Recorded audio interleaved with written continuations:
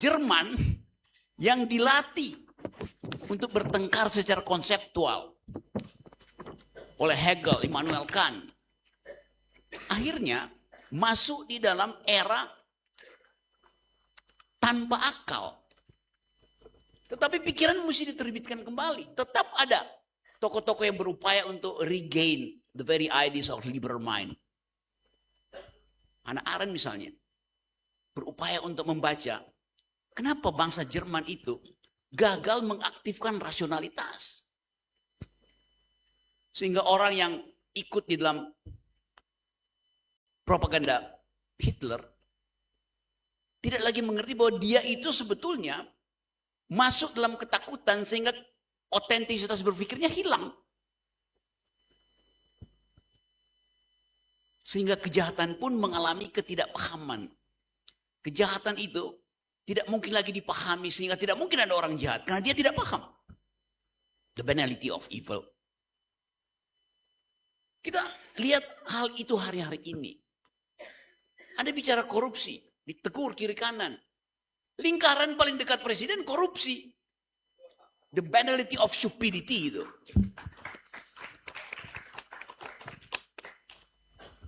Jadi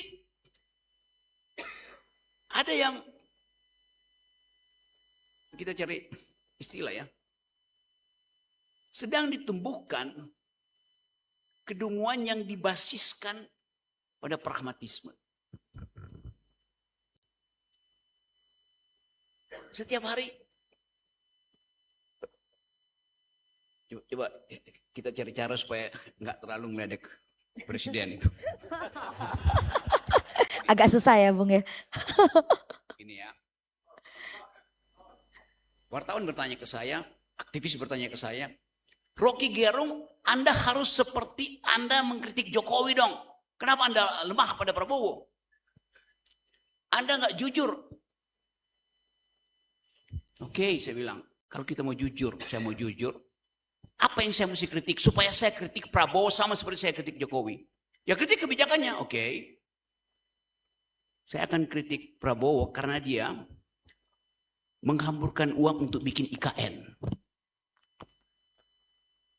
Saya akan kritik Prabowo karena dia membuat saya harus bayar 70 tahun lagi, 170 tahun lagi kereta bus itu. Sama kan? Sama ya? Betul nggak? Betul nggak? Betul.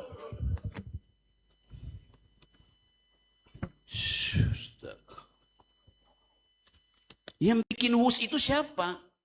Yang bikin IKN itu siapa?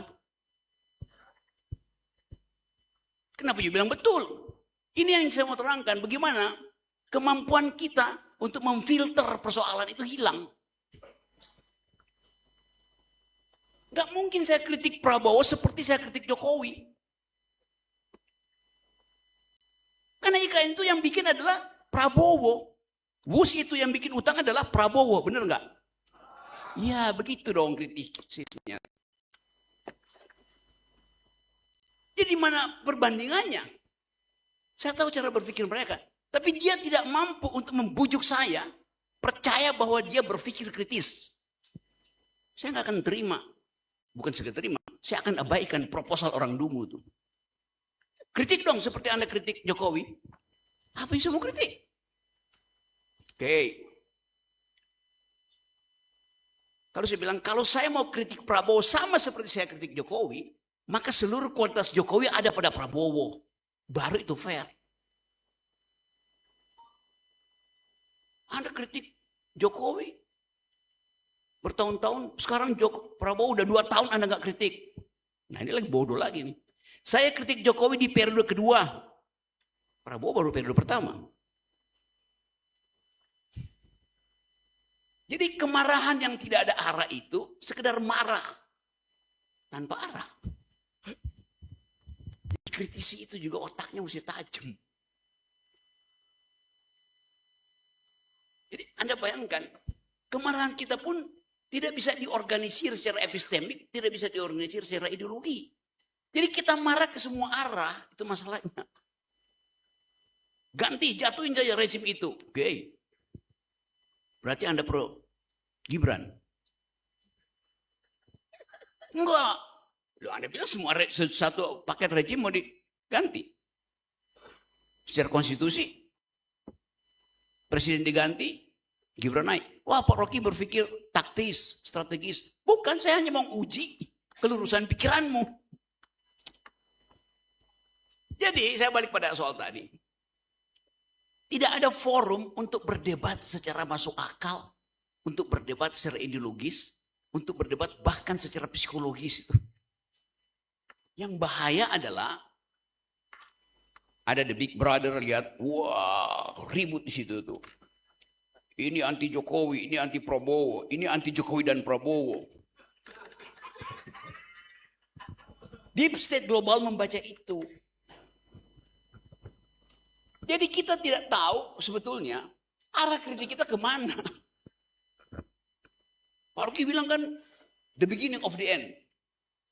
Kita setuju the beginning of, iya ada hal yang belum saya ucapin, Yuda simpulkan. The beginning of the end penting, lebih penting lagi the beginning after the end.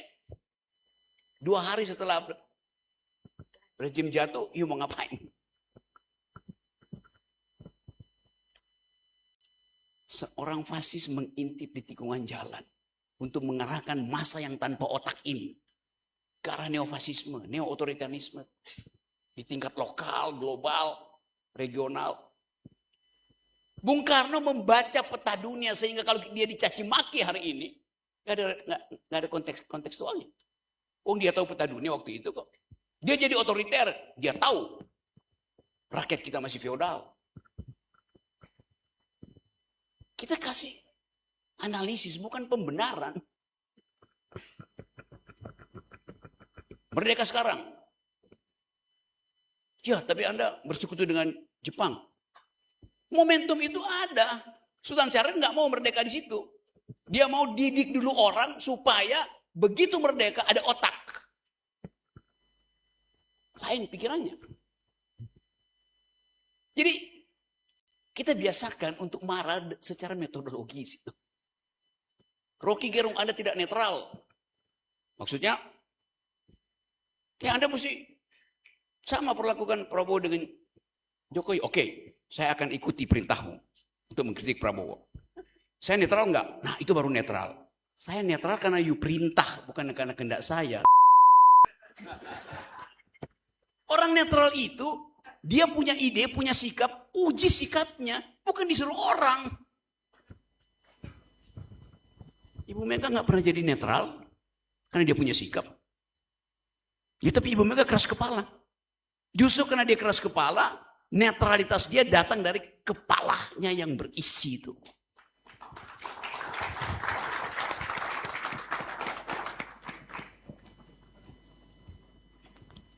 Kepalanya ada pikiran.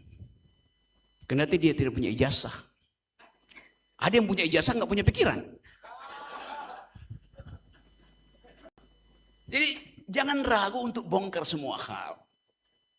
Apa pandangan Pak Rocky tentang Tio? Bodoh dia, saya bilang. Tapi kan dia berjuang. Bukan tapi untuk kelas Tio itu bikin abstraksi. Saya dilaporin ke polisi gara-gara saya komporin dia. Padahal kalau konteksnya saya bilang di UI itu, Tio, naikkan oktavmu. Oh ya, saya naikkan oktavmu. Apa yang dibikin? Prabowo jadiin kucing. Itu bukan naikin oktav, itu turunin oktav. Kasih abstraksi. Orang tepuk tangan. Posisinya betul, tetapi ketiadaan pikiran, ketiadaan gagasan, ketiadaan ideologi membuat orang jadi sarkas. Slapstick. Bukan itu bunyi pikiran intelektual. Bapak juga kan orang itu bilang Jokowi. Saya bilang itu karena saya bisa pertanggungjawabkan ucapan saya secara akademis, secara sistematis. Karena Jokowi bikin MBG, bukan. Jokowi bikin Omnibus Law.